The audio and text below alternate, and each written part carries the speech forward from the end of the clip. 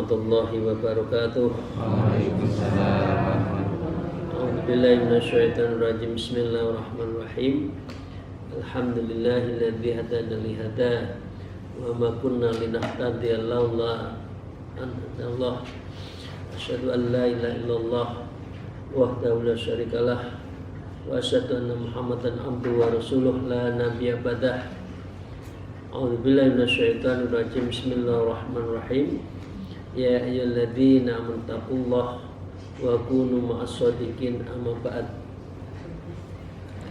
Para muridin, para salikin, jamaah ngaji kolbu, semoga kita senantiasa insyaallah mendapatkan maunah ridha Allah dan seluruh fadilah yang diberikan kepada kita. Amin ya rabbal alamin. Untuk itu mari kita bersyukur alhamdulillahirabbil alamin ala kulli halin wa ni'matin, dan senantiasa berselawat Allahumma shalli ala sayyidina Muhammad wa ala alihi wa ashabihi. Para jamaah rahimakumullah, kita meneruskan makalah ke-6 dari yang menyangkut bab yang ke-5 di dalam kitab ini. Jadi untuk itu mari kita membahas secara perlahan-lahan dan bersama-sama penuh dengan pendalaman di dalam hati. A'udzubillahi minasyaitonirrajim. Bismillahirrahmanirrahim. Wa qala al-mu'allif fi hadzal kitab wa nafihima bi ulumiha fid dharain. Amin ya rabbal alamin. A'udzubillahi minasyaitonirrajim. Bismillahirrahmanirrahim. Al-maqalatus sadisah, maqalah yang ke-6. An Ali radhiyallahu an karamallahu wajhah annahu qala, diceritakan dari Sayyidina Ali rahimahullah karamal wajhah, semoga beliau memuliakan karena beliau sekaligus menantu sekaligus keponakan. Dan ini setelah beliau melihat berdiskusi dari Rasulullah SAW. Beliau mengatakan, man jama'a sittah khisalin lam yada' lil jannah matloban wala anin nahari mahroban.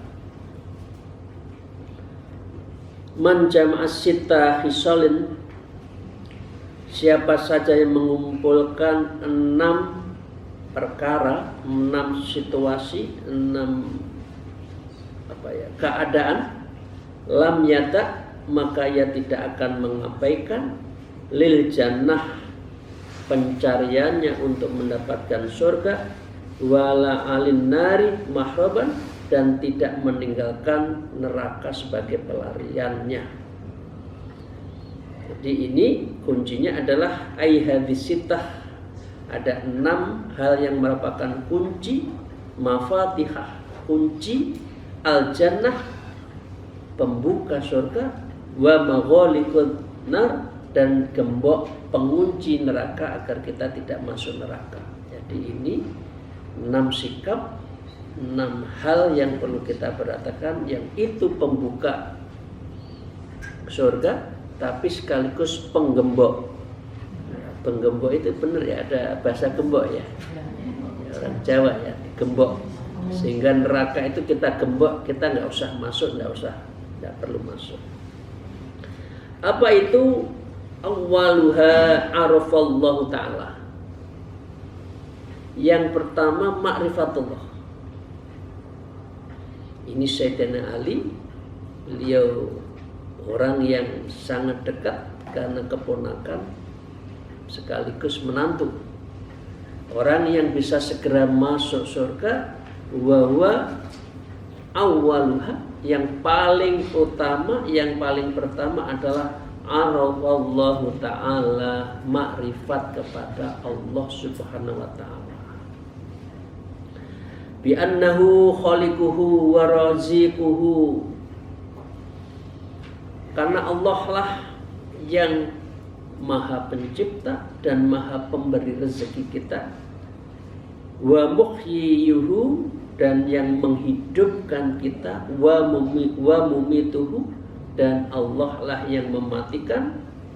Fa'ata'atu, maka ia mentaatinya, artinya Sayyidina Ali sangat taat. Ayyafawaqahu fi amari, yaitu mencocokkan seluruh amalnya kepadanya dan seluruh perintahnya. Itu yang disebut dengan man arafa nafsa faqad arafa. Siapa yang bisa makrifat terhadap taksonomi diri kita, siapa kita, dari mana dan untuk demi apa kita hidup, kalau sudah tahu, itu berarti dia sudah tahu Allah. Karena wa ma khalaqtul jinna wal insa illa liya'budun. Illa liya'budun dalam konteks tasawuf disebut adalah liya'rifun, agar kita ma'rifatullah. Ibadah bukan secara syar'i, sholat bukan secara syariat saja, tetapi sholat sampai pada tingkat hakikat. Nah, karena itu Sayyidina Ali mengatakan awwaluha, yang paling pertama orang yang bisa masuk surga arafallahu ta'ala, orang yang bermakrifat kepada Allah. Ya, karena itu makrifat itu penting, dan makrifat proses tidak bisa begitu saja hadir, dan proses dari menuju makrifat tiada lain adalah bertarekat. Kira-kira itu ya Bapak sekalian, para jamaah rahimakumullah. Bapak Ibu sekalian, itu yang pertama. Yang kedua, arafa syaitan fa'asoh. Dia tahu siapa yang menggoda kita, siapa yang paling memusuhi kita, wahwa syaitan. Kita harus tahu syaitan itu aduwwum mubin. Ya, di surat banyak Al-Quran.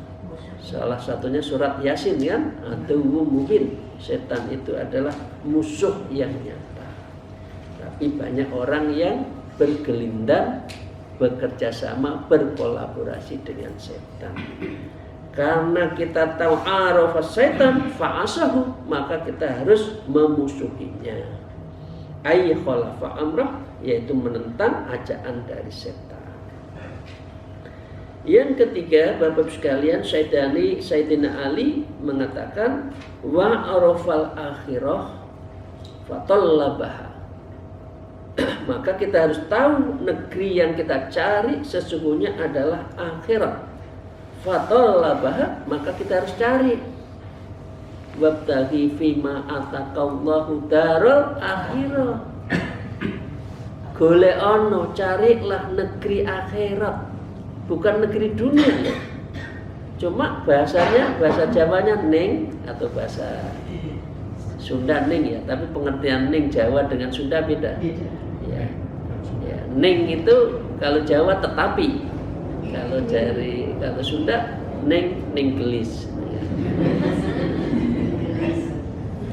Ya. Wala tansa nasibaka minad dunya, tetapi kamu ingat hidup di dunia. Ad-dunya masra'atul akhirah. Jadi ad-dunya lil akhirah. Itu dari kitab Tajul Arusnya Syekh Athaillah Ibnu Sahibul Hikam ya, Ibnu Athaillah. Arafa akhirah fatalabaha bi annaha darul baqa. Karena akhirat itu adalah negeri yang abadi, dan karena itu apa bi isti'atiz zatilaha, apa bekal kita ke negeri akhirat itu. Nah, disebutkan lain, Imam Ghazali menyebutkan ad-dunya manzilatun wal akhiratu qararah. Dunia itu tempat mampir ngombe, dan akhirat adalah kampung halaman kita. Tapi lupa, seringkali orang yang dicari di dunia lupa akhirat. Ya, jadi demikian, lupa makosidnya, lupa tujuannya. Yang keempat, Bapak Ibu sekalian, wa arafat dunya wa farafadhoha.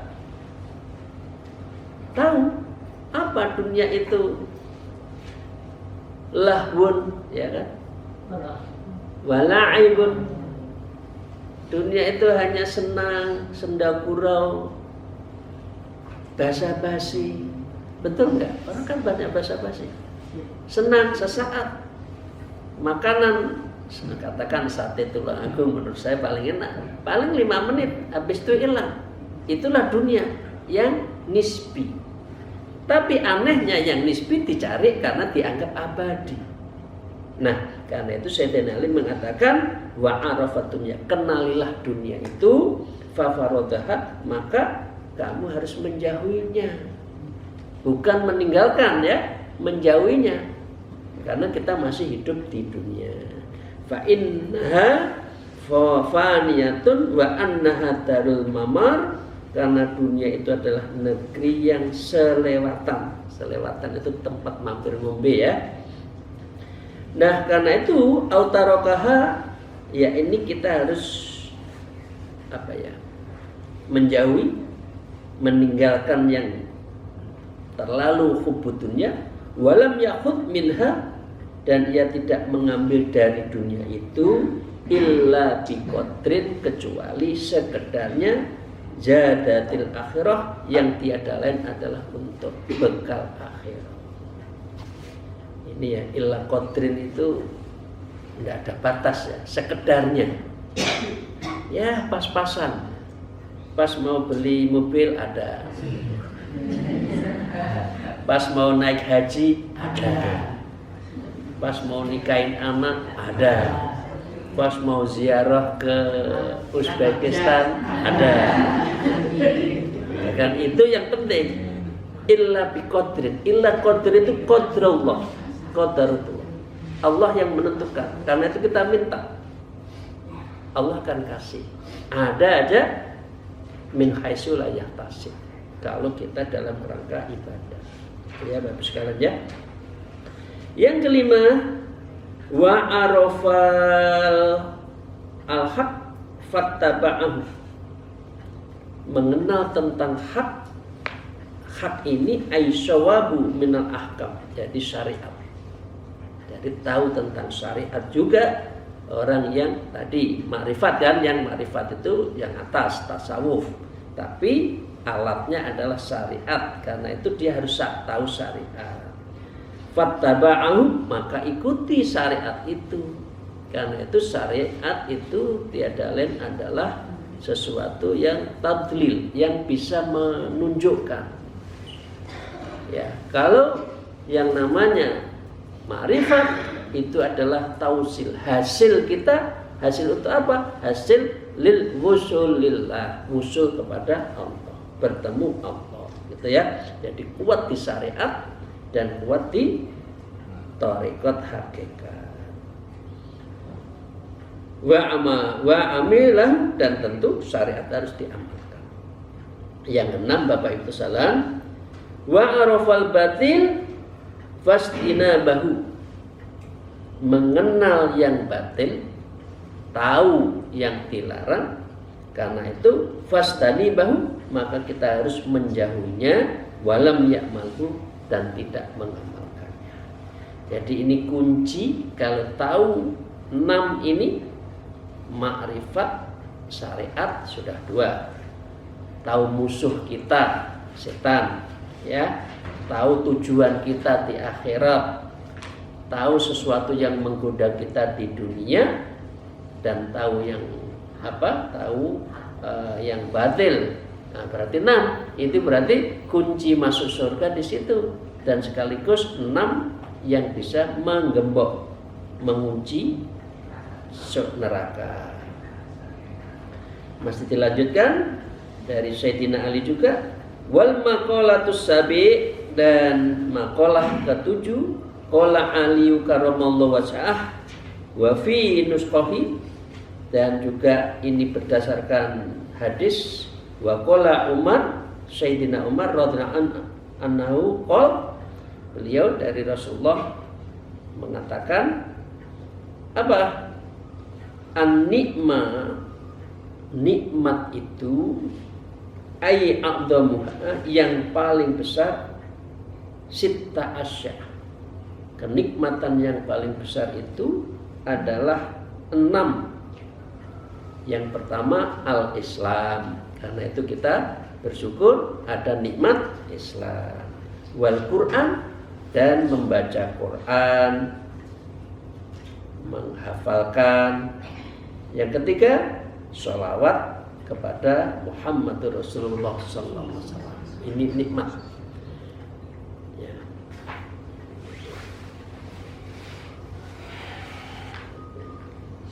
Nikmat ya, yang ketiga. Nah, Bapak Ibu sekalian, wa yanbaghi lana an taquma kulli yaumin, sepatutnya kamu agar kita mengucapkan itu. Biasanya apa? Raditu billahi rabba wa bil islami dina wa bi Muhammadin nabiyya wa rasula wa bil qur'ani hukma wa imama. Ya itu kan? Doa kita ya. Nah, itu harus kita ucapkan. Itu sudah 3 ya, itu paling nikmat. Kita nggak usah, kita belum bicara tentang sholawat ya, ini masih karena kita topiknya bukan bahas sholawat. Karena ya sholawat itu begini Bu, innallaha wa malaikatu shalluna ala nabi ya ayyuhalladzina amanu shallu alaihi wasallimu taslima. Ini orang kadang-kala nakal. Loh, Rasulullah kok sholawat kepada Allah kok sholawat kepada Rasul? Berarti Rasul itu lebih tinggi daripada Allah. Ada yang nakal? Bukan. Ini adalah bagian dari apa? Allah menciptakan manusia yang namanya Muhammad, yang akhirnya menjadi khatamun nabiyyin wa khatamur rasulin.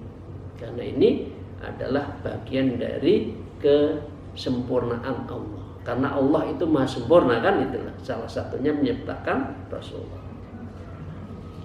Mengapa malaikat kok juga sholawat, gitu kan? Karena ini adalah doa. Shallu alaihi wasallam.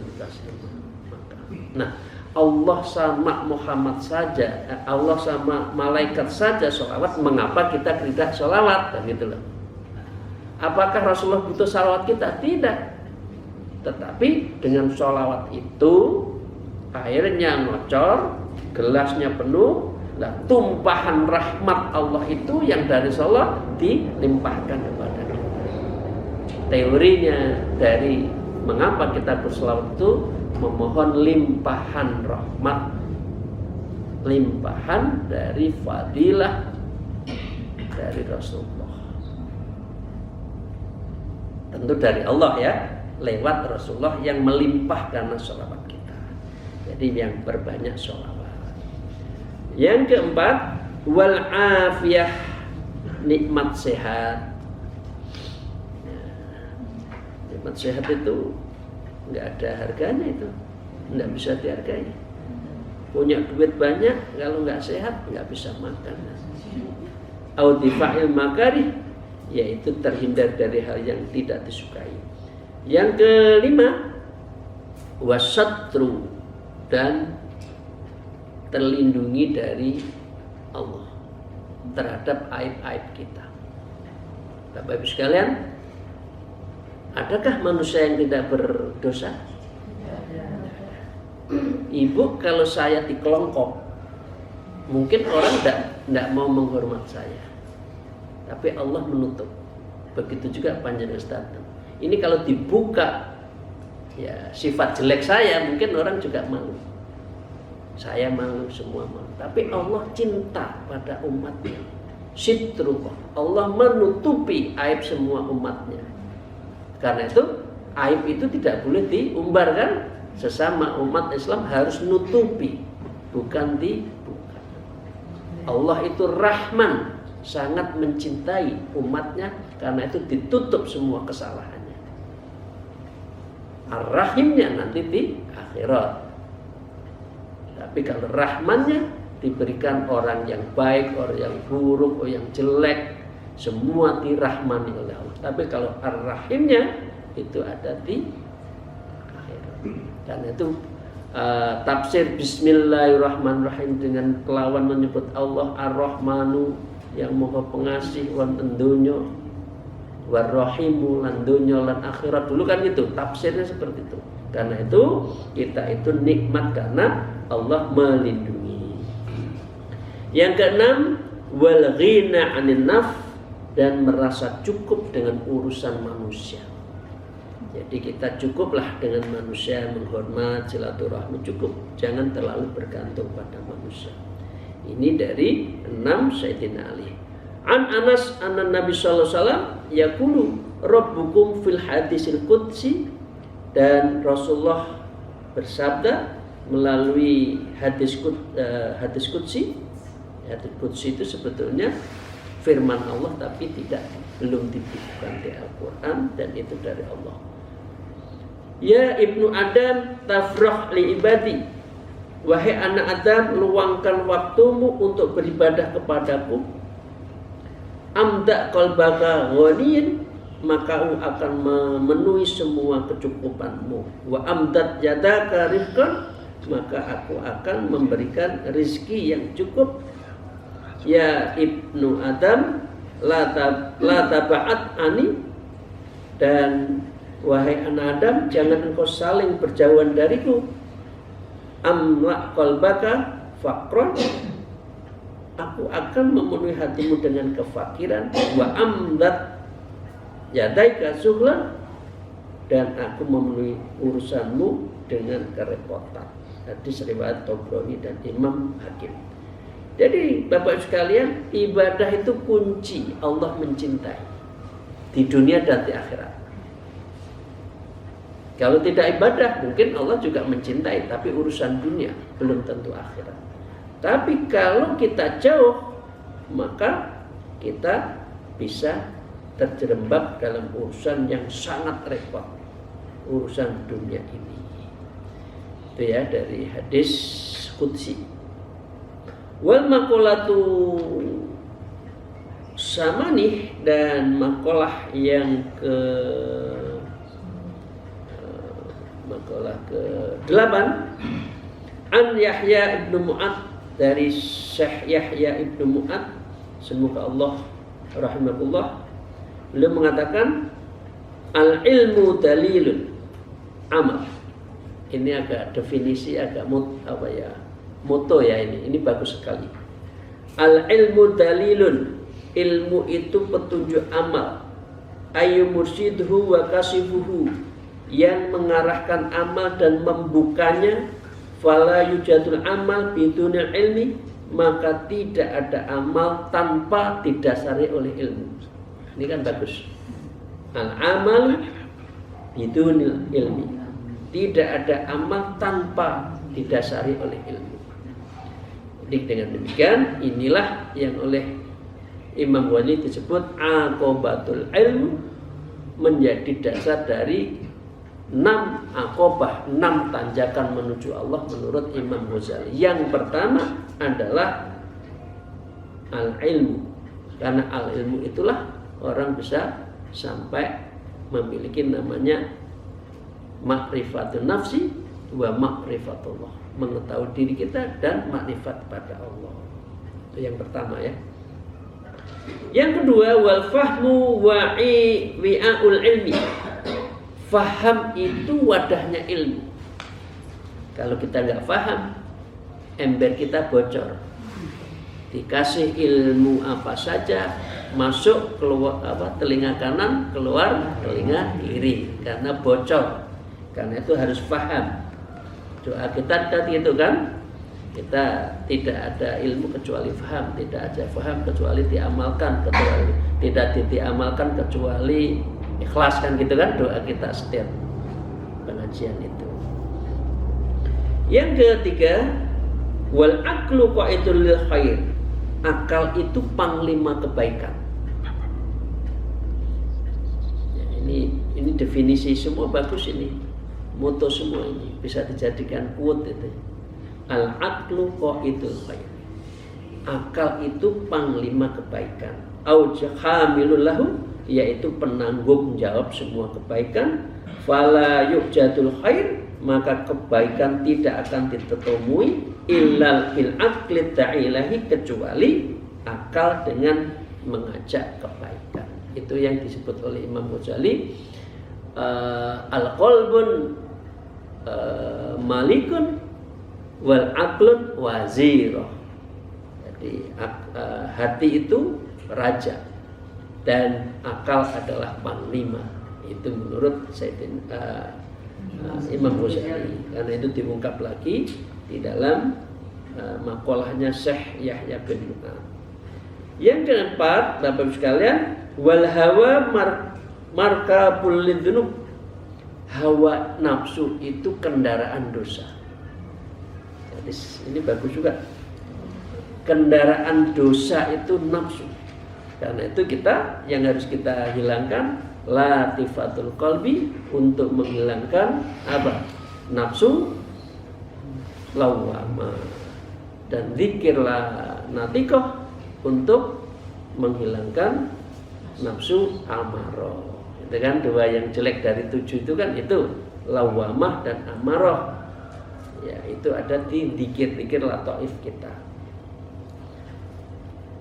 Au misla safinatin laha, maka itulah perahu untuk menuju dosa. Fala tujadud dzunub, maka tidak ada dosa kecuali karena illa alal hawa, kecuali karena hawa nafsu. Nah, yang kelima, Bapak Ibu sekalian yang saya hormati, wal malu ridaul mutakabbirin, harta itu selendang orang-orang sombong. Ya, biasanya orang berharta sombong. Orang kekuasaan cenderung. Nah, karena itulah kita jaga jangan sampai sombong, karena sombong itu akan wa'adullah, Allah akan merendahkan. Au misla rida, ya, lahum, dan itu adalah jubahnya orang yang sombong, biasanya harta dan juga harta. Nah, wa dunya sukul akhirah, dan dunia itu pasar akhirat. Ini ad-dunya masra'atul akhirah, itu artinya ini, kita pasar, kita daganglah di dunia ini untuk cari keuntungan sebesar-besarnya agar apa? Kuat dan menang di akhirat. Salah satunya yang seperti saya sampaikan, wabtagu ilai wa ya alladzina amanu taqullah wabtagu ilaihil wasilah.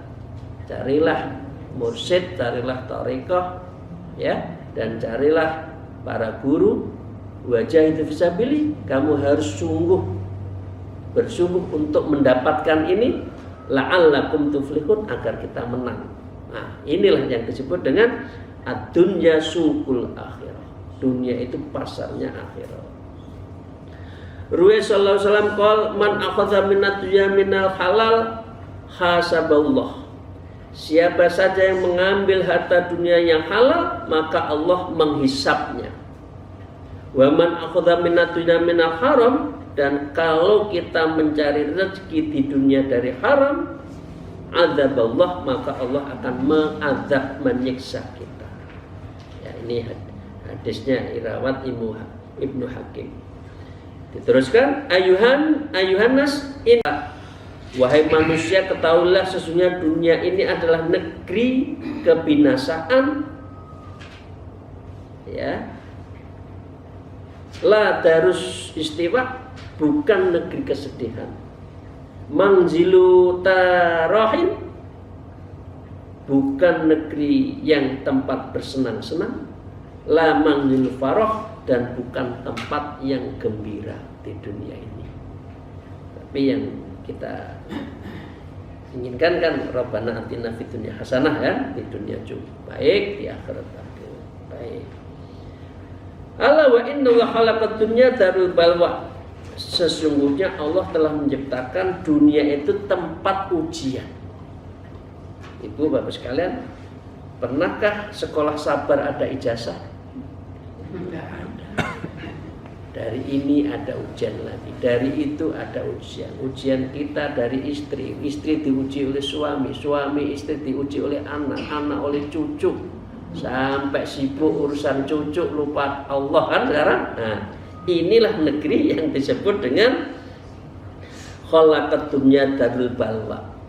Dunia itu negeri cobaan. Wal akhiratu darul uqbah, dan akhirat itu adalah negeri balasan. Yang terakhir, faja'ala balwat dunya thilabul akhirah, maka dia akan menjadikan cobaan dunia untuk ganjaran akhirat. Jadi dunia itu untuk akhirat. Wa thawabal akhirah min balwa ad-dunya iwadan, sedangkan ganjaran akhirat itu dari cobaan sebagai ganti rugi ketika di dunia diuji. Semakin kita sabar banyak ujian, kita ridho terhadap ujian itu, maka balasannya nanti ganti ruginya di akhirat. Fakhdar halawah, karena itu waspadalah terhadap manisnya dunia.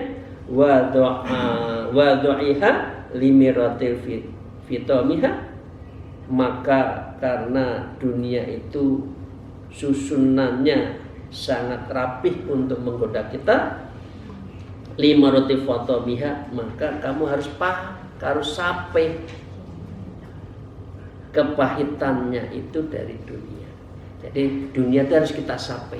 Seperti anak kecil itu Bu ya, kalau netek umur berapa ya? 7 bulan berapa? 2 tahun ya. Kalau sudah tahun harus dilepas. Kalau enggak nanti manja. Semakin kita cuntia dunia, semakin manja urusan dunia. Anak juga gitu.